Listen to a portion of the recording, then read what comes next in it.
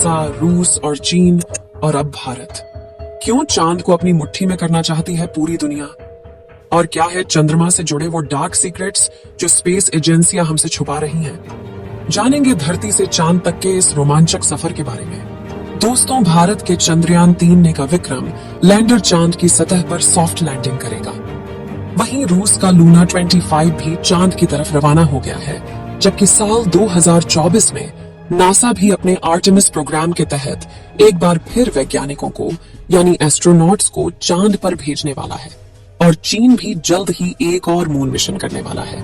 लेकिन अब सवाल आता है कि इन सभी देशों को चांद पर ऐसा क्या दिख गया जो चारों ओर चांद पर पहले पहुंचने की होड़ मची हुई है?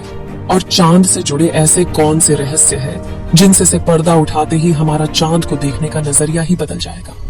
जानेंगे पृथ्वी से चांद तक के इस रोमांचक सफर की कुछ खास बातें। तो जल्दी से अपनी कुर्सी की पेटी बांध लीजिए और पूरा वीडियो जरूर देखिए।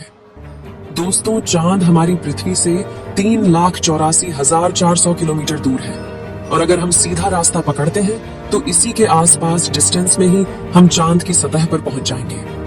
जबकि भारत के चंद्रयान 3 के रास्ते से हमें चांद पर पहुंचने में 42 दिन लगेंगे, क्योंकि चंद्रयान 3 ने चंद्रमा की तरफ जाने का अंडाकार रास्ता चुना है, जिसमें वो पहले पृथ्वी के चक्कर लगाकर चांद की ओर एक लंबे रूट से बढ़ेगा और फिर चांद के चक्कर लगाकर लैंडिंग करेगा। हालांकि यह रास्ता काफी किफायती तो है, लेकिन इसमें हमें एस्ट्रोनॉट के लिए बहुत खाना, ऑक्सीजन और पानी की जरूरत पड़ेगी, जिसे स्टोर करने के लिए बड़ा स्पेसक्राफ्ट चाहिए होगा।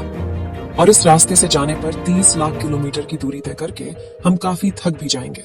इसलिए चलिए हम अमेरिका और रूस वाले सीधे रास्ते से ही चांद की तरफ चलते हैं।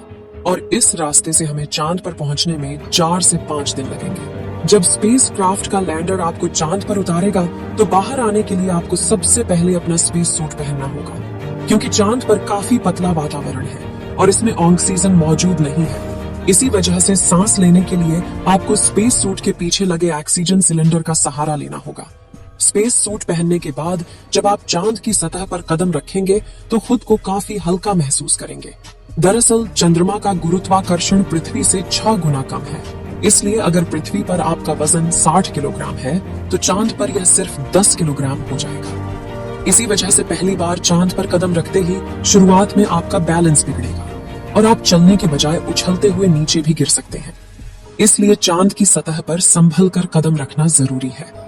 खैर, अब चांद की सतह की बात करें तो यहाँ पृथ्वी की तरह सीधे रास्ते नहीं बने हुए हैं, बल्कि चांद की सतह ऊबड़ खाबड़ है और यहाँ जगह जगह पर चट्टानें, पहाड़ और बड़े बड़े क्रेटर यानी गड्ढे हैं। चांद पर यह गड्ढे तो 20 सालों से गिर रहे उल्का पिंडों की वजह से बने हैं और ये 100 सेंटीमीटर से लेकर 25 किलोमीटर तक बड़े हैं।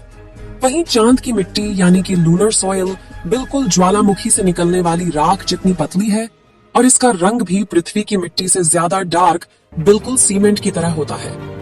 इस मिट्टी में खुरदरापन न होने की वजह से आप जैसे ही इस पर कदम रखेंगे तो आपके पैरों के निशान बन जाएंगे, जिस वजह से चांद पर सबसे पहले कदम रखने वाले एस्ट्रोनॉट नील आर्मस्ट्रॉन्ग और बज एल्ड्रिन के पैरों के निशान आज भी मौजूद है। अब चांद की खूबसूरत जमीन देखने के बाद साथियों, आप अपनी नजरें जब ऊपर की तरफ करेंगे तो आपको हमारी पृथ्वी भी दिखाई देगी। जैसे पृथ्वी पर चांद का उदय होता है, वैसे ही चांद पर भी पृथ्वी का उदय होता है। बस फर्क इतना है कि पृथ्वी से देखने पर चांद काफी छोटा लगता है और चांद से देखने पर पृथ्वी बहुत बड़ी दिखाई देती है।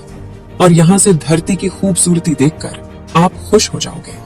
अब अगर आप चांद के उत्तरी ध्रुव पर लैंड करोगे तो आपको अपने आसपास भूतकाल में फैले हुए स्पेस मिशन के स्पेसक्राफ्ट और सैटेलाइट के टुकड़ों के साथ प्लास्टिक बैग में भरा हुआ कूड़ा भी दिखेगा।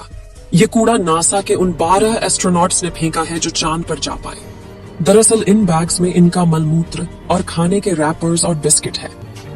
वहीं अगर आप चांद के दक्षिणी ध्रुव पर उस जगह उतरते हैं जहां 4 साल पहले चंद्रयान 2 क्रैश लैंड होकर गिरा था, तो वो आज भी आपको उतनी बुरी कंडीशन नहीं मिलेगा, क्योंकि क्रैश लैंड होने के बाद न तो वह बारिश और न ही तूफानी बवंडर से रूबरू हुआ है।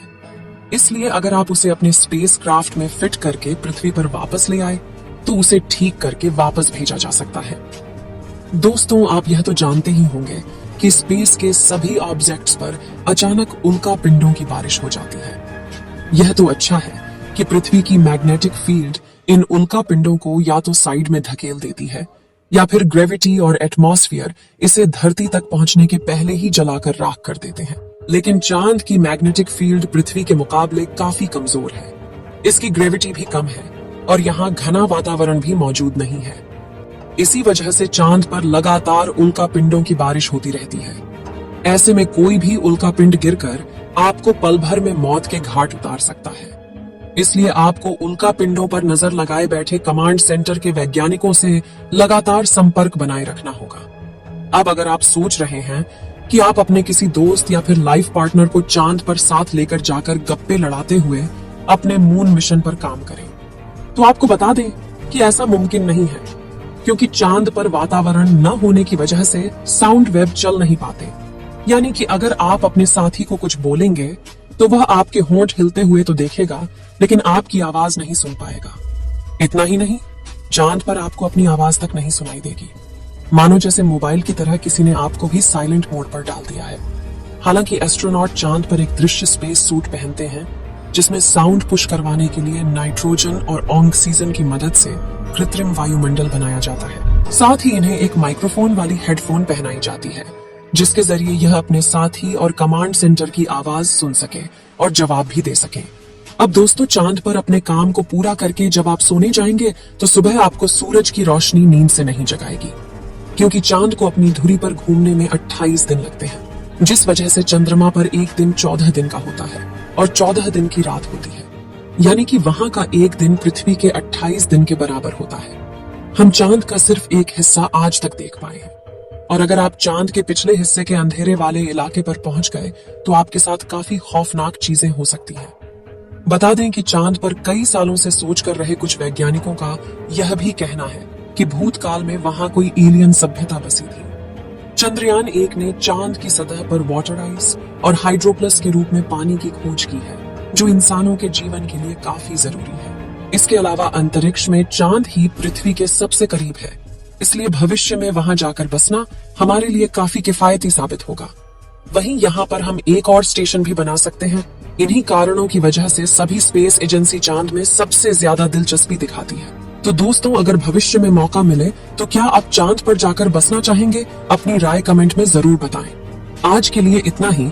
आपकी आखिरी जिम्मेदारी इस वीडियो को लाइक करके शेयर करने की है।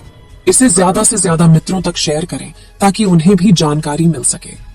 और भी ऐसी ही नॉलेजेबल वीडियो के लिए अपने भरोसेमंद चैनल को सब्सक्राइब जरूर करें और बेल आइकन को ऑल पर सिलेक्ट करना बिल्कुल ना भूलें। वीडियो को अंत तक देखने के लिए धन्यवाद।